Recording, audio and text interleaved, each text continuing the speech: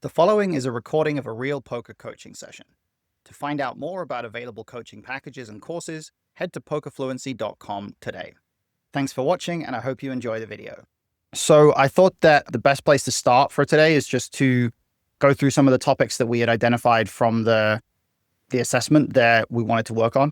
And the first one of those would be looking at some deep stack scenarios. So just kind of looking at making sure that your awareness and understanding of the principles when we're on the deeper side is in the right kind of territory, so that we can make sure that your chip EV game, your early stage game is kind of on point. Because we did see in the assessment, there were a couple of answers, I think, that were maybe a little bit implying that deep stack was an area that you weren't so confident on. So we can go into that stuff and see where we get to. How's that? Yeah. It's a strange ones, really, because I always felt like I'm more confident and I prefer to play deep stack poker, but maybe it's just a subliminal thing, or maybe it's overconfidence when you've got chips. The only thing that I think that I notice more, and it's not more about me, it's more about my opponents. I think people tend to be stickier and kind of more gambly, calling more often because they've got more chips and things like that. Right. And I think it's also common for players to sort of feel more comfortable at deep stacks, or feel like they have more confidence at deep stacks, simply because you're not getting that feedback that results in like, oh, I busted the tournament because I got it in a spot where I shouldn't have got it in, right? You're quite often not really getting a lot of feedback based on outcomes, because you're just seeing, pots playing out. Maybe the pot is smaller than it should be, bigger than it should be. You can kind of miss spots and it doesn't really cost you very much, or it doesn't feel like it's costing you very much. So what I want to do is kind of really flesh out the principles and see if we can identify any areas where, there's a couple of kind of blind spots creeping in. And particularly, I think the way that we approach, navigating in these early stages, and the way that we play the chip EV portion of the tournament, the biggest thing that you're going to find with the environments that you're in is, like you say, your opponents are going to be very gambly, very,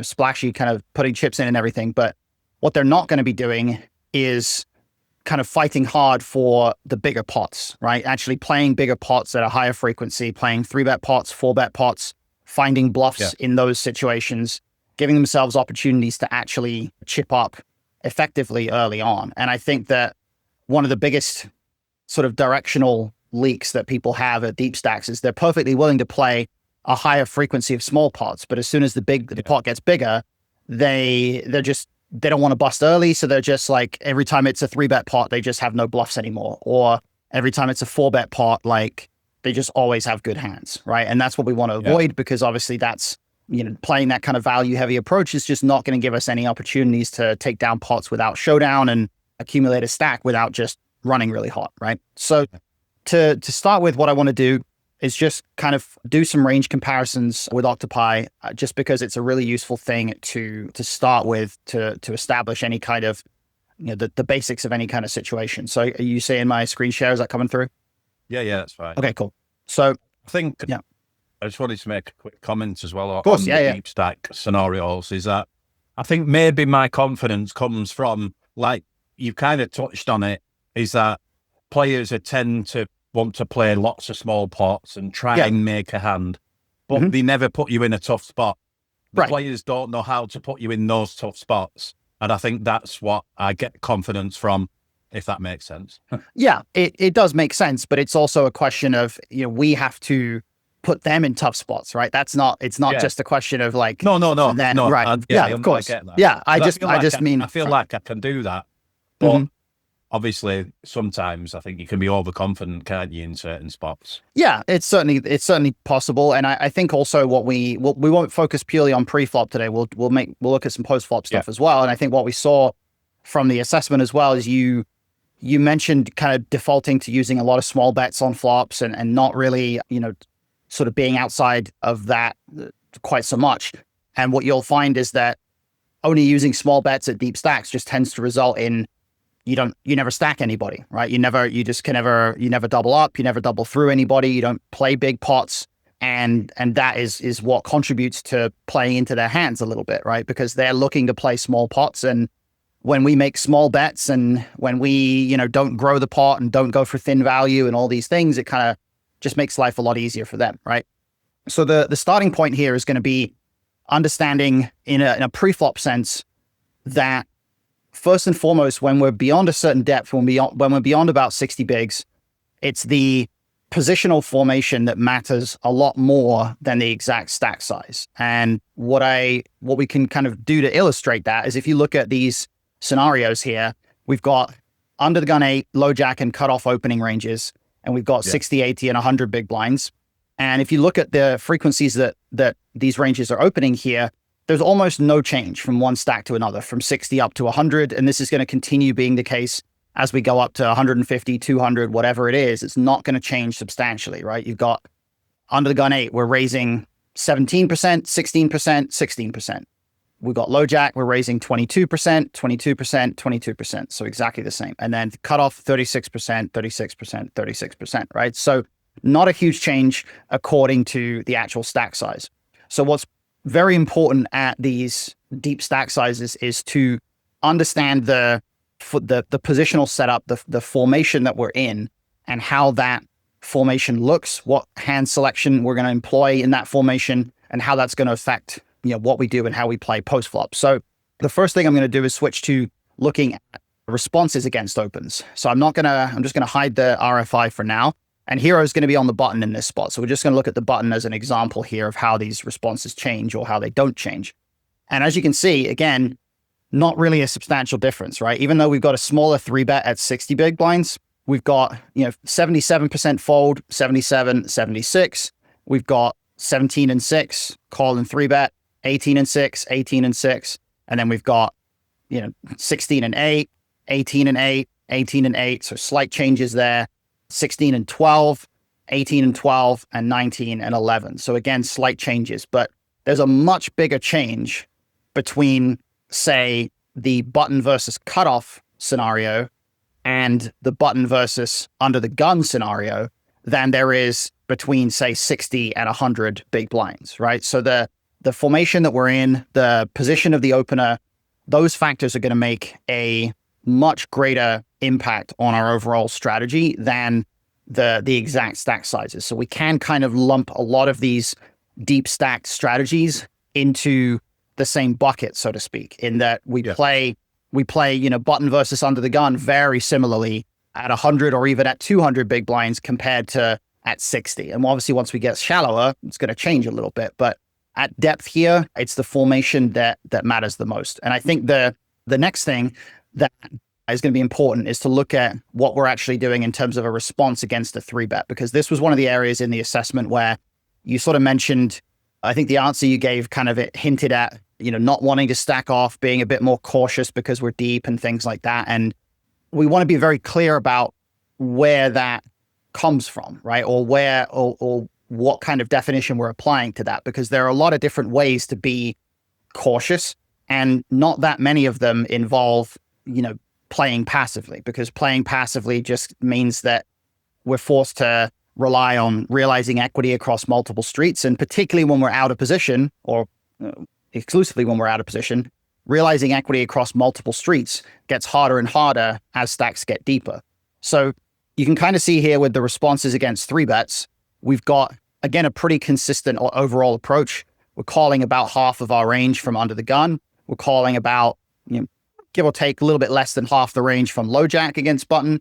And then we're calling about 40% of the range from cutoff against button. So one way or the other, fairly consistent in that we're folding slightly more as our opening position gets, or as our opening range gets wider. But you can see that there's a lot of consistency in terms of the hands that we're continuing with against 3-bets, right?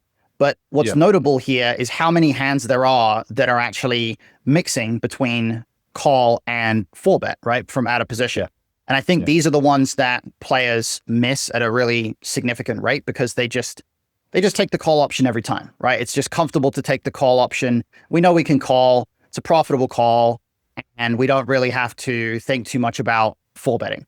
But I do think it's actually quite impactful, quite meaningful to be aware of how these 4-bet ranges are constructed, because when you're up against players who are in that mode where they're kind of gambling a little bit more, yeah, it may be true that they're not three betting super wide, but just because they're not three betting super wide doesn't mean there isn't a benefit to four betting more aggressively. Because if they are going to be, flatting the four bet and then folding the flop, or flatting the four bet, calling flop, calling turn, folding river, whatever it is, being able to grow the pot on the earlier streets is going to contribute to us being able to win more pots going forward, as long as our opponent is not defending appropriately across those streets.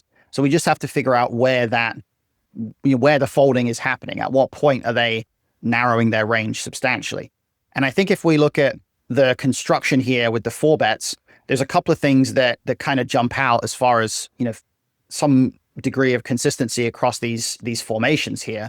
And the first one is that there's actually, the first one is really that the four bet ranges are staying very consistent from one stack size to another in terms of the overall construction. And the main thing that's changing really is the actual stack off ranges, right? So the actual value ranges, you can see at 60, we start to include like a lot of queens in there. You can see queens is in here, almost pure. You can definitely see some changes there when we get shallower to that 60 big blind point. But the first thing to note is that when it comes to the value portion of the range here, the only hands that are going to be pure four bets or even close to pure four bets are going to be the hands that are actually stacking off, right? Yeah. So what that is, the specific implications of that is that there are a lot of situations where if we take a hand like queens and we four bet it, but we're not prepared to stack off with it, or we're not kind of confident in stacking off with it, that can end up being quite a significant error, because there's significantly less incentive to actually four bet this hand in the first place if we can't stack off with it, right? But of course, the implication on top of that is if we don't think we can stack off with a hand like queens, or if we're starting to get less confident about stacking off, that inherently means that it must be true that villain's stack off range is pretty tight, which means we can now start to make sure that we have four bet bluffs in there and so on. So looking at these four bet bluff ranges, how do you think a lot of these bluff ranges compare to the type of approach that you're taking at these deep stacks as it stands right now?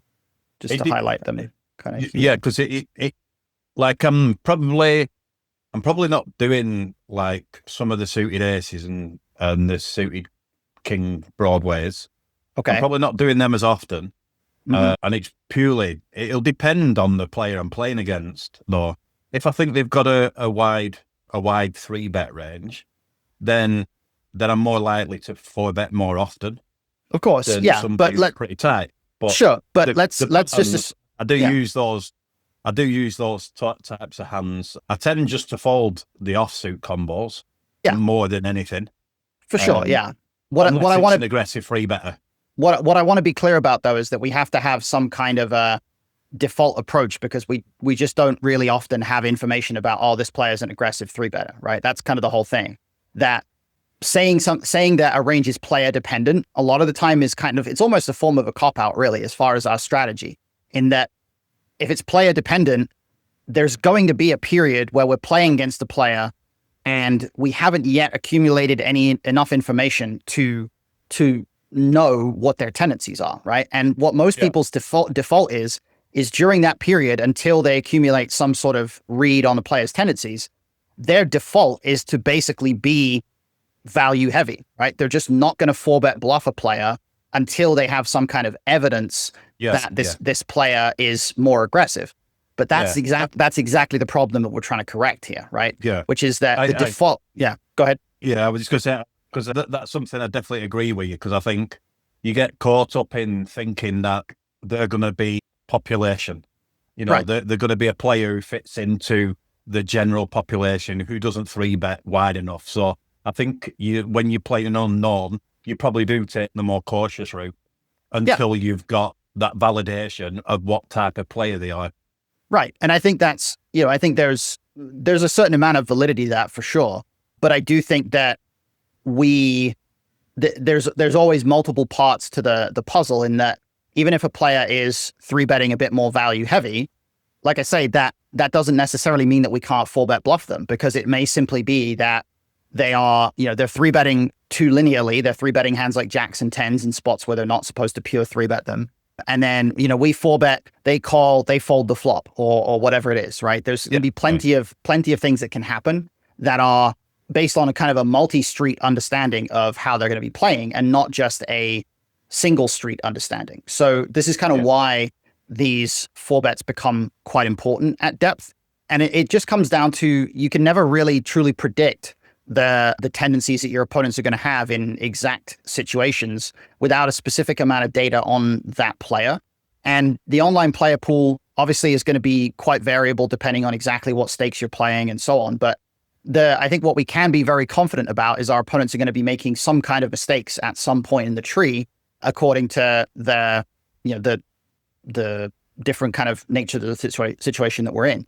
And on top of that, the kind of one of the essences of deep stacks here that I think is important to look at, if I just highlight the whole range, is that when our opponent is three betting with too value heavy of a range, right?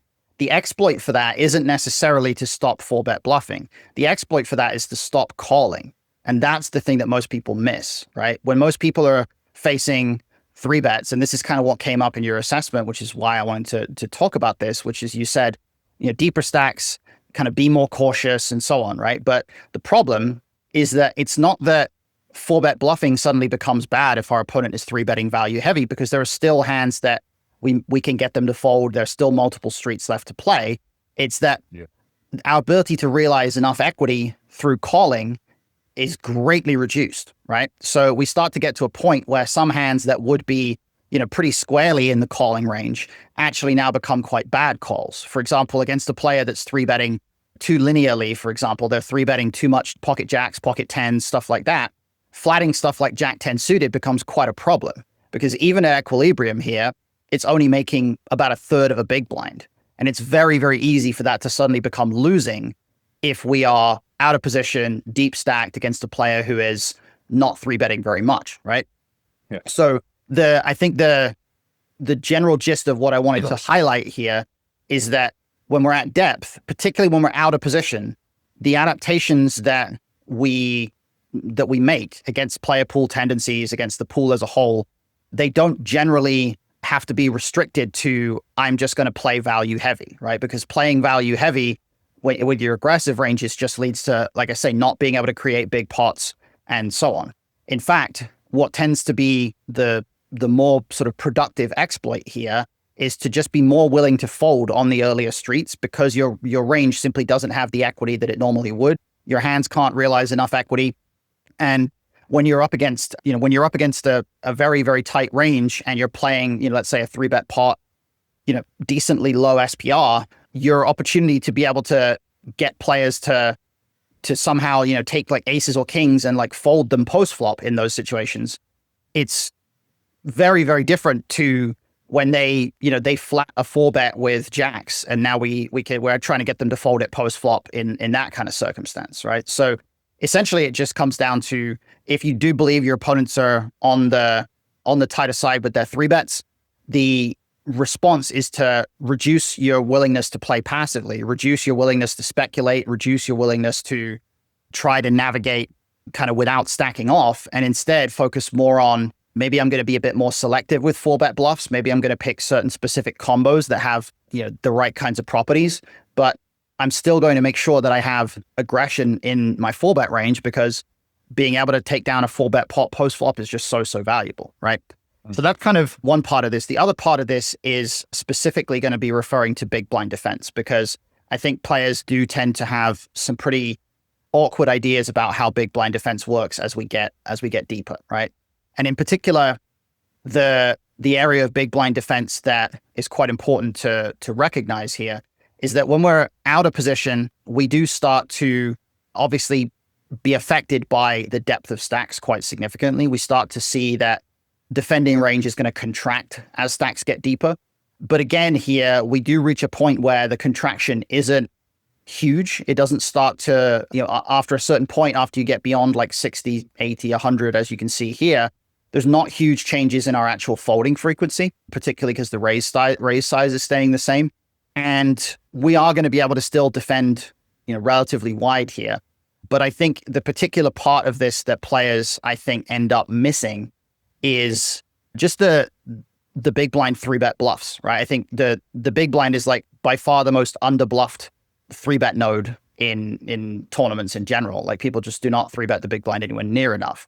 And I think it's important at deep stacks to understand, what the construction is that we're going to be employing and what parts of the opening ranges we're going to be targeting with that. So I'm going to highlight the 3-bet here. I'm just going to unhide it. So looking at these, actually, let me just hide that again. Looking at these 3-bet ranges from the big blind here, just kind of focusing on, this stuff here. How do you think these ranges connect or relate to the types of big blind 3-bet ranges that you're usually employing right now? I use a lot of these similar. Okay. Because I've worked with Octopi. Mm-hmm. I've looked at like what hands 3-betting versus different positions. And I've not, obviously you notice straight away that they're a little bit similar in nature. The heuristics from them is that I've noticed like your strong broadways tend to 3-bet your early position as the villain moves around the table. This is how I visualize ranges, is that I see it moving down in the matrix. Sure. So it's quite linearly and quite strong against EP. Then MP, it'll shift down a little bit, and then against late position, it shifts down a little bit more. And I visualize it that way. So for example, like you might 3-bet quite aggressively with King Jack suited versus early position, but you don't do that against late position. Now, my understanding of that is that you're probably going to dominate later positions calling ranges if you 3-bet with King Jack suited. So you want to keep the weaker parts, like they're offsuit kings, worst kings, or offsuit worst Jack X. So you tend not to 3-bet that. So you want to 3-bet hands that you can get better hands to fold with.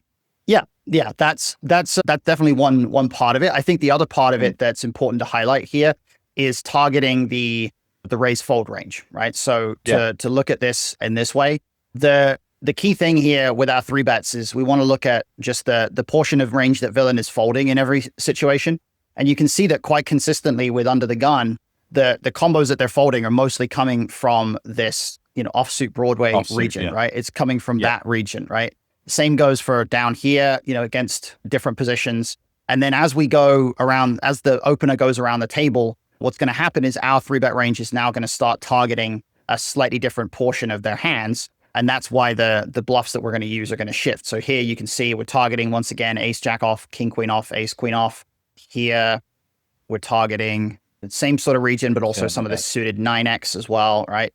So there's a lot of kind of consistency here in that these are the portions of range that we're targeting. We're targeting offsuit broadways a lot of the time, and then the bottom of the suited region, same thing here, and so on, right? So we're kind of in the right territory there as far as just understanding how the 3-bet construction is operating, which is great. And I think the main thing is just to keep an eye on that mechanic here of targeting that raise fold range, because it's not so much a question of just the linearity of it or anything like that. It's really that we're specifically benefiting from getting all of this stuff to fold here, right? And then that's why all of these hands are used as the 3-bet bluffs. And now we do start to see some offsuit stuff coming in against the later positions here.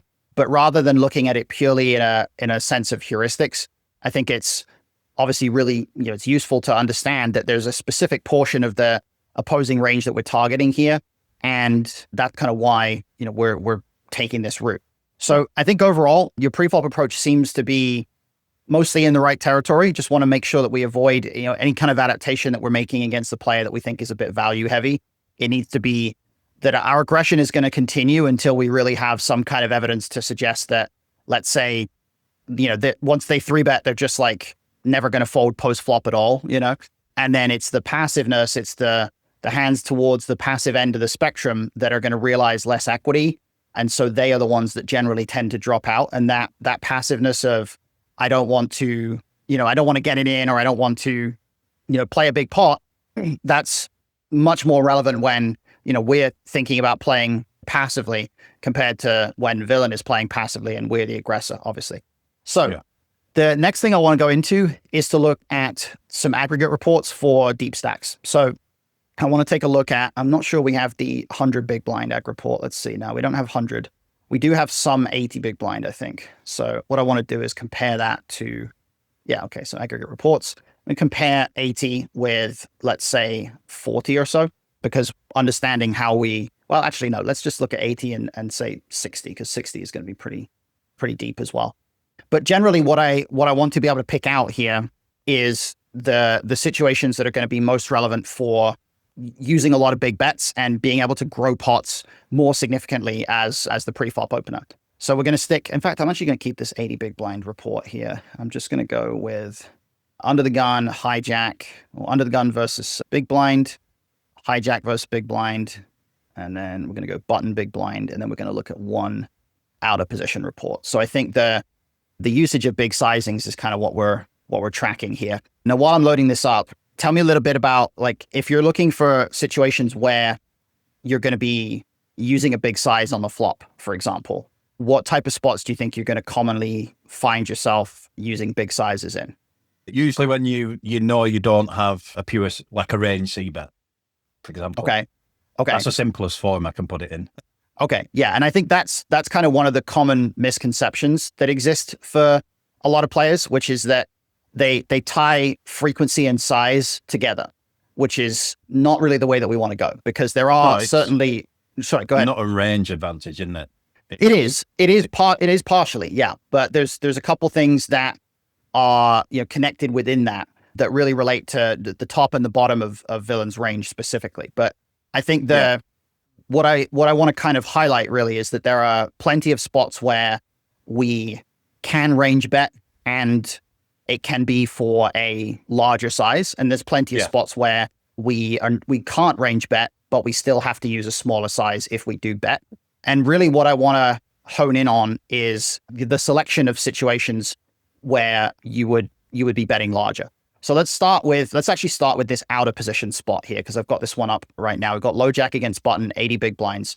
Yep. Tell me, in this particular spot, outer position, low jack button, tell me a couple of examples of flop textures where you would be using a larger cbet.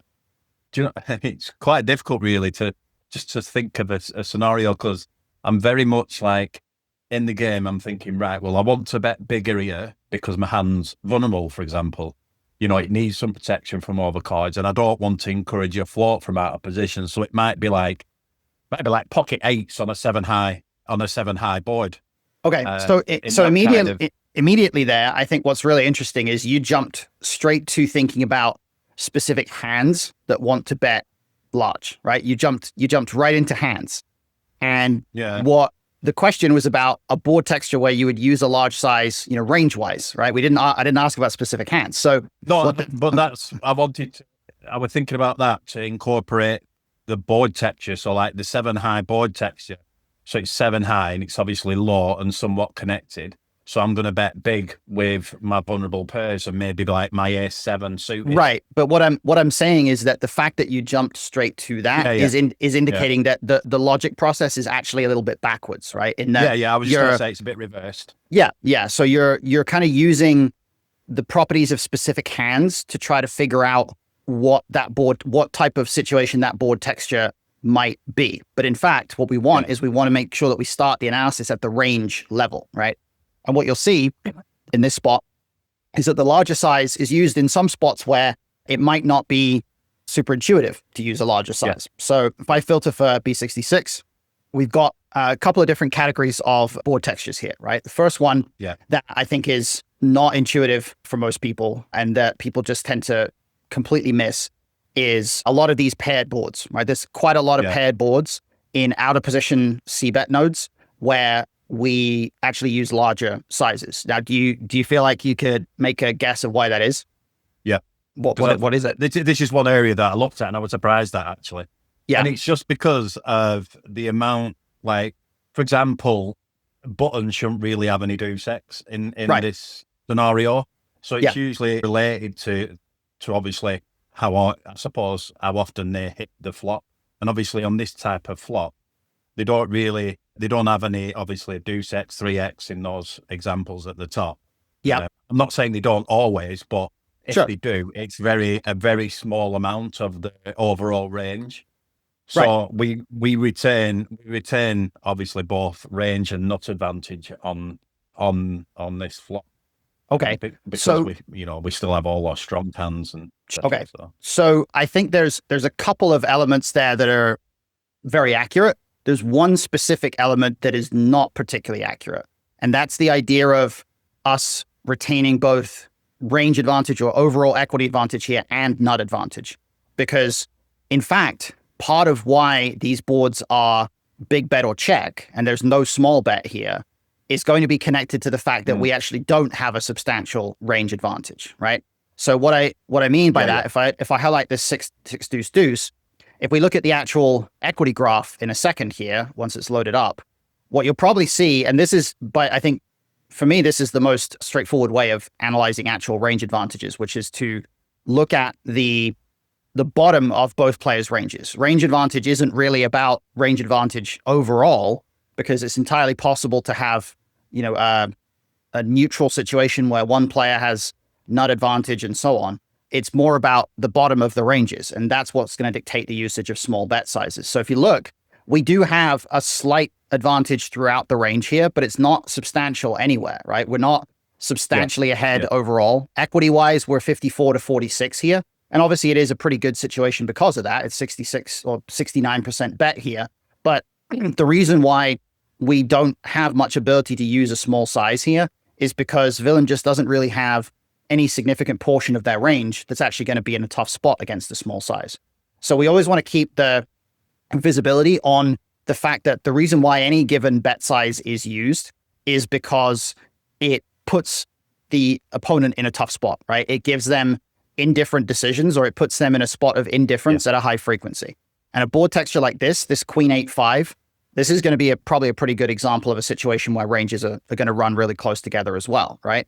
So I think the idea of range advantage doesn't quite go far enough to capture the reason why certain bet sizes are used. And we'll talk about this more in another session that I have planned. But basically, this is a good example. You can see we're only very, very marginally ahead, even though we're 53-47, right? There's no point in the range. There's no specific region of the range here other than maybe a couple of sort of mid to upper portions here where we're actually substantially ahead and we don't have a significant nut advantage, but we are still able to use this bigger size. And it's because that bigger size is the only size here that actually achieves any kind of indifference for villain here.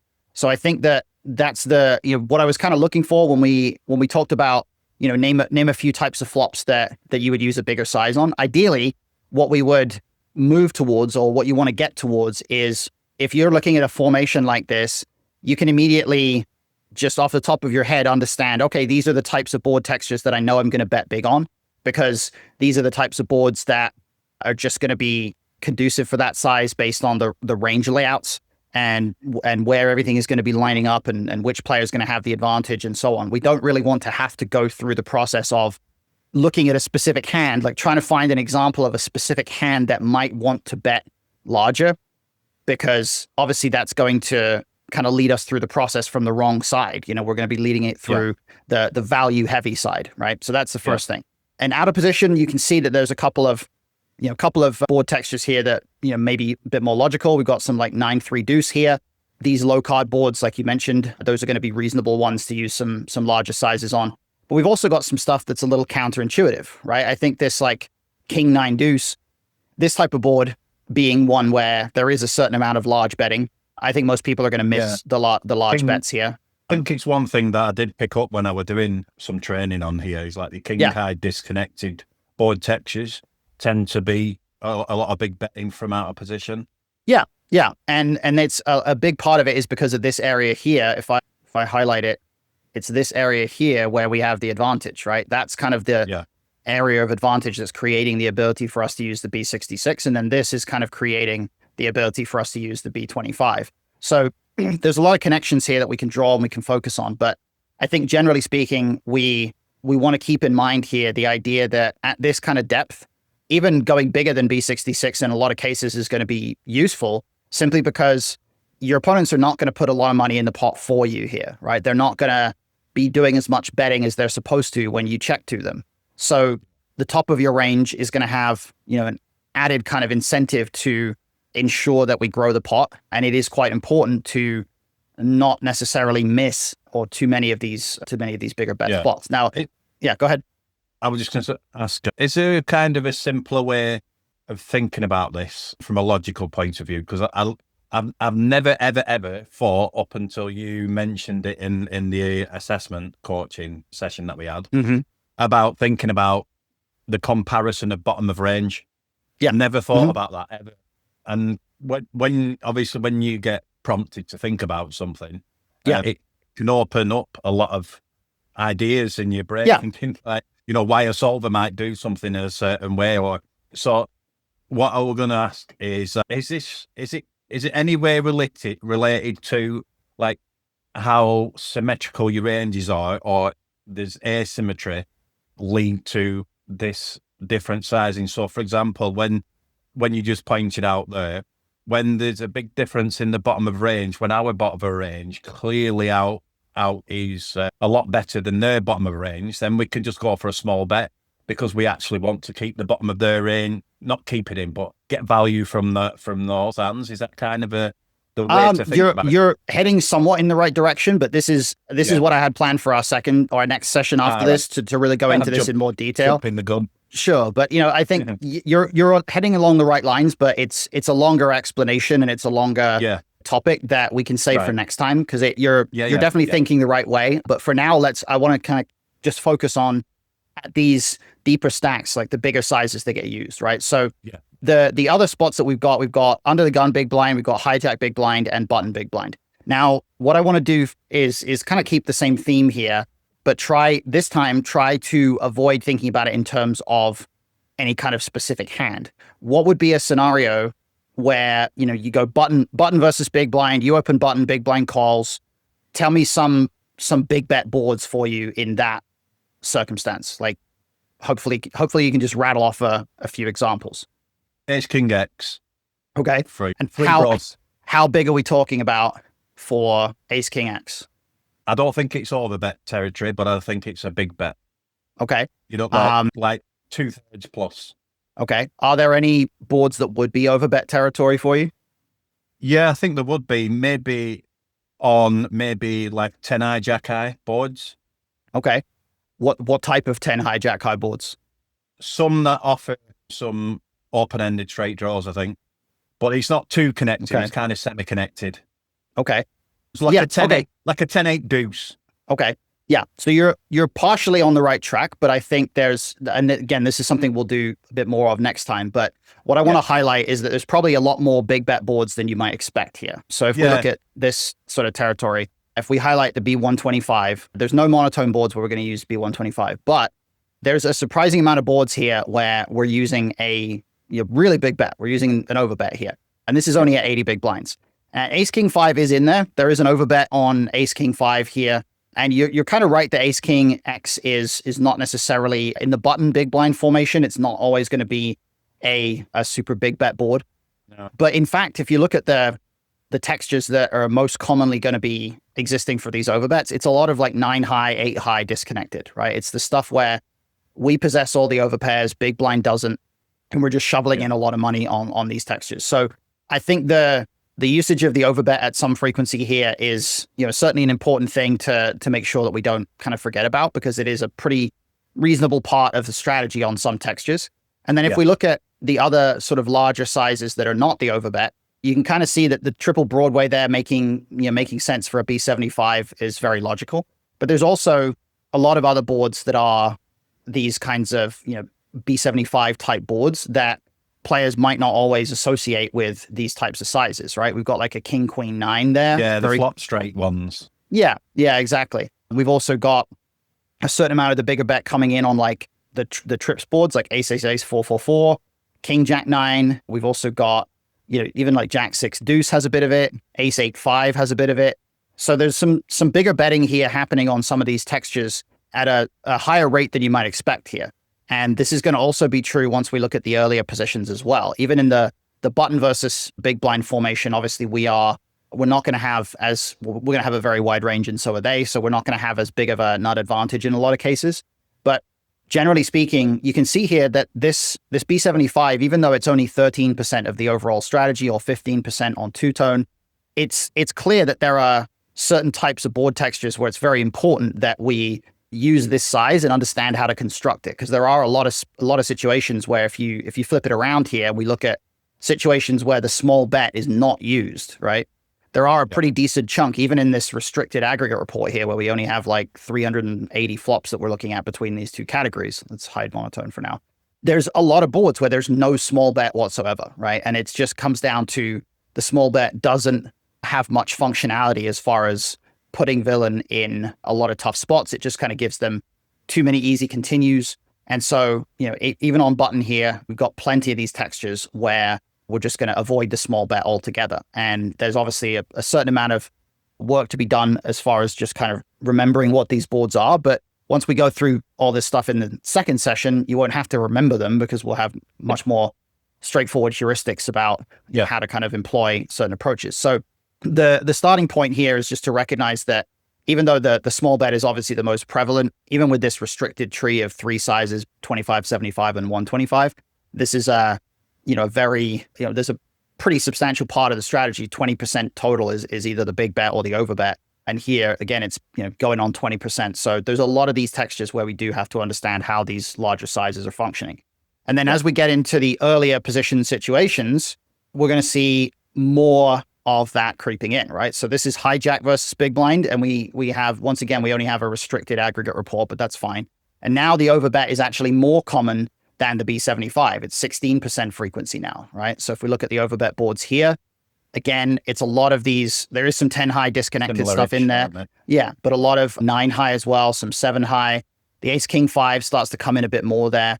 But basically, I mean, the fact that there's even one board here where it's like 74% overbet, huge high frequency overbet here. If you look at it in terms of either it's range bet or big bet, sometimes you're going to miss some aspects of these scenarios because look at this like 10-5 deuce, right? It's like, it's range bet, but it's also, it's range bet where a big chunk of the range, half of the range is actually going with the huge size, 10-7 deuce as well. You've got jack 4-3, like there's quite a lot of boards here where it's some small bet and a lot of big bet, right?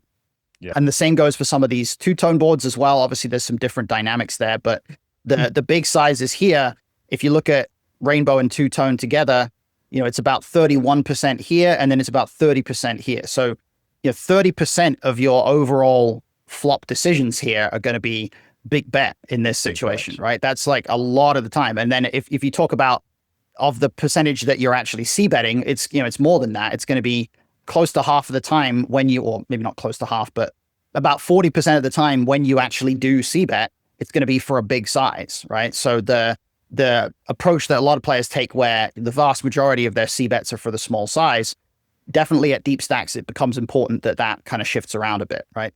Yeah. And then if we go to under the gun, well, it starts to become even more prevalent. Yeah. I mean, it's going to be a slight shift because the under the gun range is a little different. But as you can see, we've got about 30% again here. And we've got, a good chunk of the B75 here, not so much of the overbet, which is quite interesting. I think the decrease in overbetting is going to have some amount to do with the fact that villain is not defending quite as wide against under the gun. So there's some small changes there, some small complications, but you can see there's a big chunk of overbets here, same types of board textures, but there's also, again, some non-intuitive ones. There's like queen 9-7 is in there, right? Queen 9-4, queen 8-5, king queen 6 is in there. So there's a lot of boards here that are boards that favor a good chunk of big betting. And of course, we've got quite a lot of those boards, once again, where it's, some percentage of big bet and then the rest is betting small, right? So we have a split approach of two sizes. Now, it's not mandatory to employ both of those sizes, but I do think there's a substantial amount of EV that comes along with that bigger size. And if we were to pick just a random example here, this jack 6 deuce, what you always want to look out for when you're looking at a sim is there some specific region of hands or individual hands that are strongly favoring a certain option, right? Because if there aren't, then you can eliminate that option pretty easily because it's just going to be sort of noise. But if there are, then you can start to really recognize that that's an important part of your strategy. And in this case, it's pretty clear that the overbet is actually quite favored by a lot of these overpairs, right? So the overpairs are having a heavy incentive to overbet. We've got specifically ace jack that's doing quite a bit of overbetting, even though it's slightly more frequently the small bet.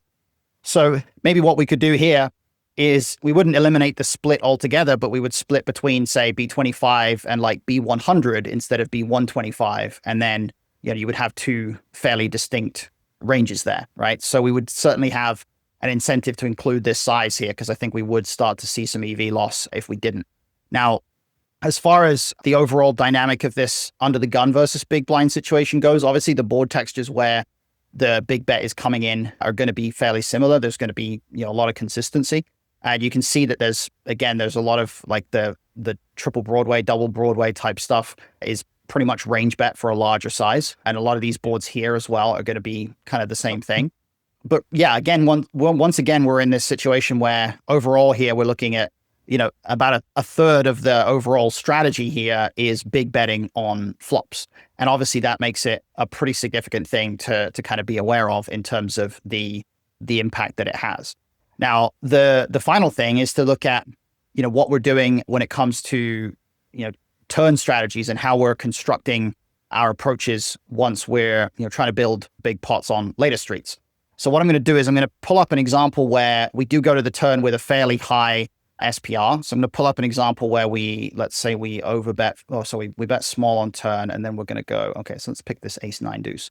So this is hijack big blind, fairly straightforward, kind of a small range bet type of a board texture. But I want to talk a little bit about turn strategies and how we are kind of employing those, right? So before I actually pick a turn here, let's talk a little bit about how you're going to approach turns here once we get check called. So the flop is ace nine deuce. It goes check, B25 call.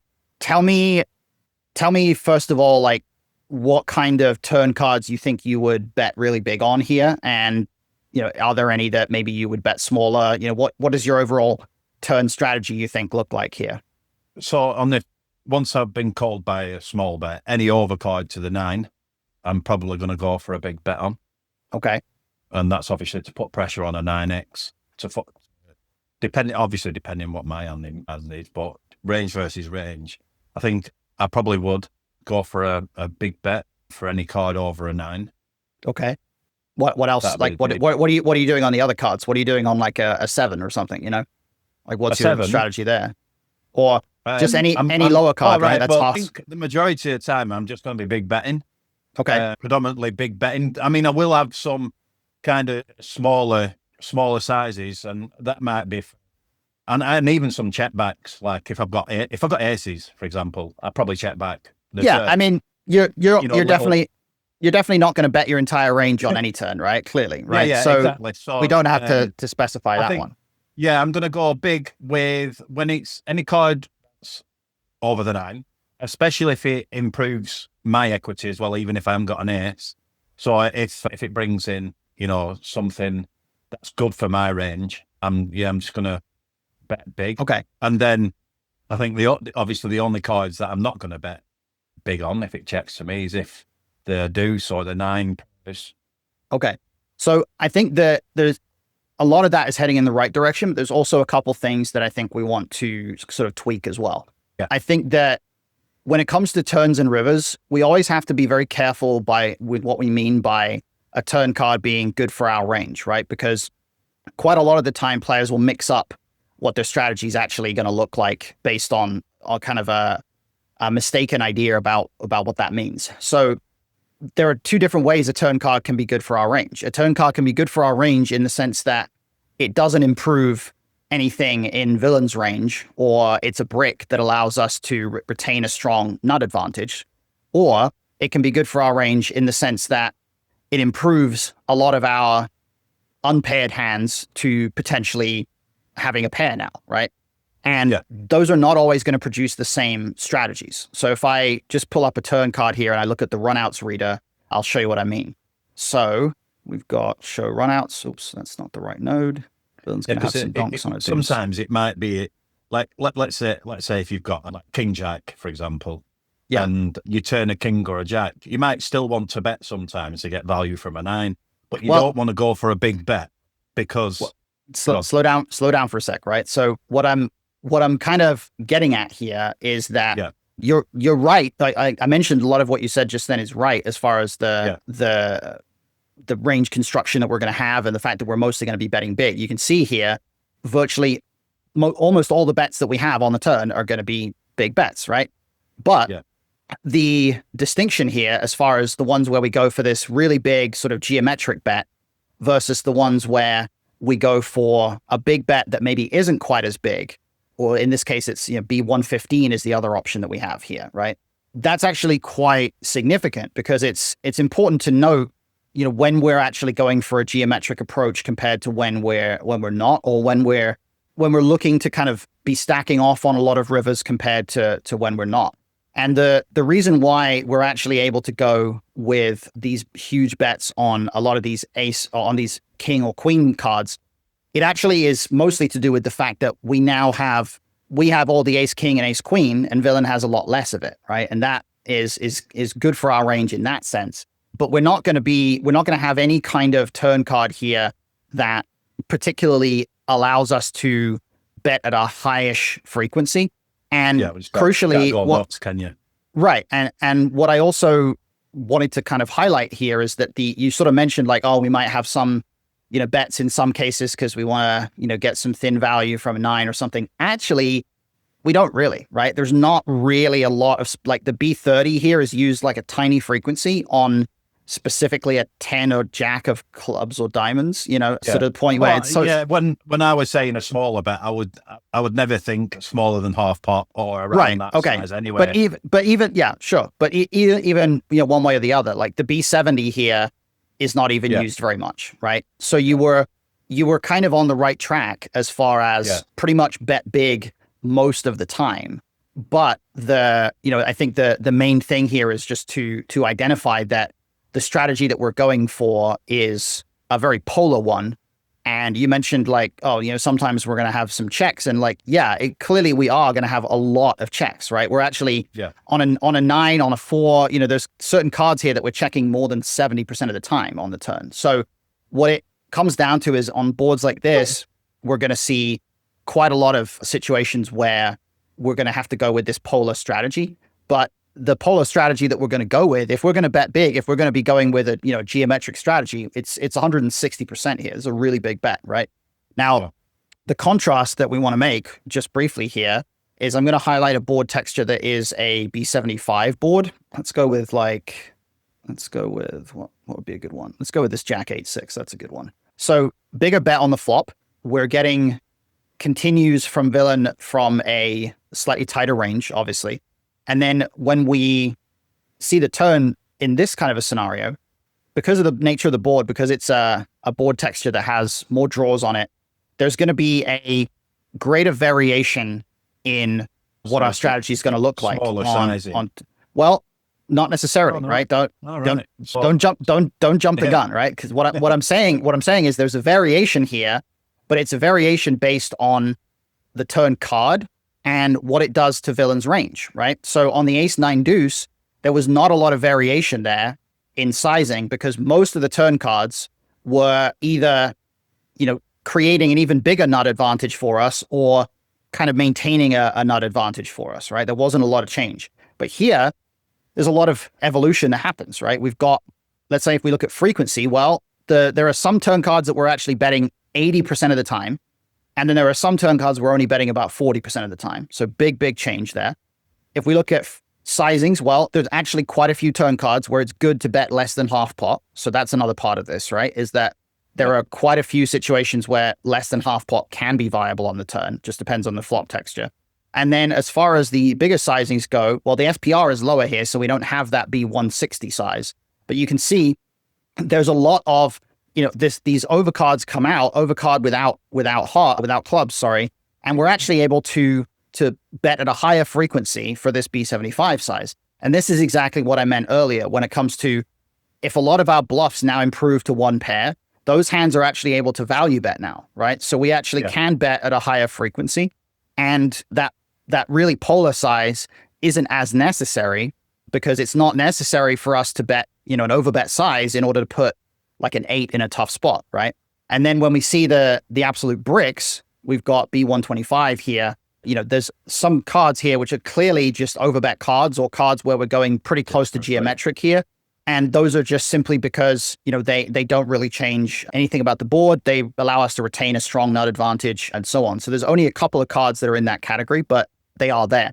And this B125 is actually, I think, a little bit bigger than geometric in this situation. But I think the short kind of version of this, as far as when we're planning out big bet strategies across turns and rivers, is to recognize that in a situation where, the flop is kind of just fairly static, like that ace nine deuce, not really a lot of turn cards that are going to change a lot. It's usually going to be the case that our turn strategy is going to be quite consistent across turns, and it's going to require a lot of really big bets and a lot of checks, right? We're going to be doing just a very, very polar strategy. And what a lot of players will do in that spot is they'll kind of hedge. They'll, like, the turn on that ace nine deuce, there'll be a turn 7 or something, and they'll have like ace 10, and they don't want to overbet, but they don't want to check. So they just find like a B75 somehow. Yeah, I'm going to say Right. That's most common scenario that I feel I see every time I play. Is Right. that when you see a bet, sometimes I'll be thinking, right, they should be overbetting this turn now. Right. And then they go with a bet like 66 or 75. Right. Yeah. And I think in those cases, you just have to recognize that they're giving you a better price, and that's just really beneficial for your range, right? So yeah, but we just have to avoid falling into that trap when we're the aggressor, right? The board textures that are much more dynamic or much more prone to, having draws complete on the turn, those are the ones where we have to have a lot of variation in our turn strategy. And I think what the problem that players have here, or the trap that they fall into on these textures, is they don't do enough overbetting because they aren't conscious enough of the turn cards that are just complete bricks, and they don't really ever use the sizes smaller than half pot, particularly when like the draws get there. Because when the draws get there, they don't think, well, I still want to value bet my ace jack, but I can't go for a big size. They think, oh, the draw got there, I have to check, right?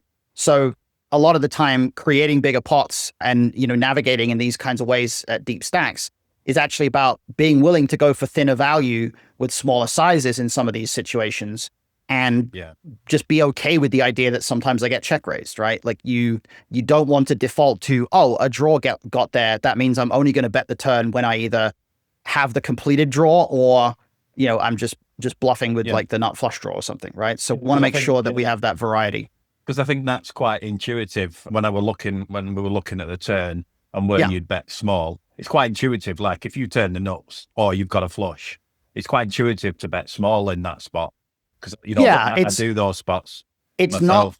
It's not so much about what happens when we have the nuts. It's about creating indifference for our opponent's range, right? That's kind of the thing here, because that's the focus of every single solver spot, right? Every single spot is about creating indifference. So when we see a turn card that completes a draw here, say we put the 4 of clubs out there, right? Now what's happening is it's not so much that our flushes specifically want to bet small or anything like that. It's that if we do bet big, whether it's with a flush or with whatever else, it just makes villains' decisions easier and easier. Because against the bigger size, they just have a lot of hands that trivially have enough equity to continue. Any like pair plus club, stuff like that. Pair plus straight draw mostly as well.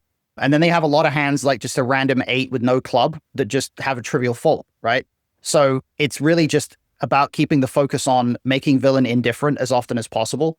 And that's why we're going small here. It's not necessarily because of the flushes. And the side effect of that is that we're actually able to value bet a lot thinner. You can see that we're not just betting flushes here. We're able to bet a lot of our 2-pair, a lot of our sets, most of our overpairs, and so on. So there's just a lot to think about there. But generally speaking, I think we just want to make sure that we keep flexibility. We have different sizing options available to us on turns. And, we focus on making sure that we're willing to go for big sizes in situations where it's going to be necessary for us to go for big sizes in order to grow pots. And we're also willing to, find the bluffs for those sizes and, play big pots in situations where it's favorable to do so. So that's kind of part of the chip EV approach early on, and it's something that a lot of players I think tend to miss. So it's nice we were able to cover some stuff there. Cool. All right. Well, I think that's a good spot to wrap it up. Next time we'll go through, like I mentioned, the flop construction ideas, choosing sizes based on different portions of range. And I'll explain a little bit more in some detail about how all that works.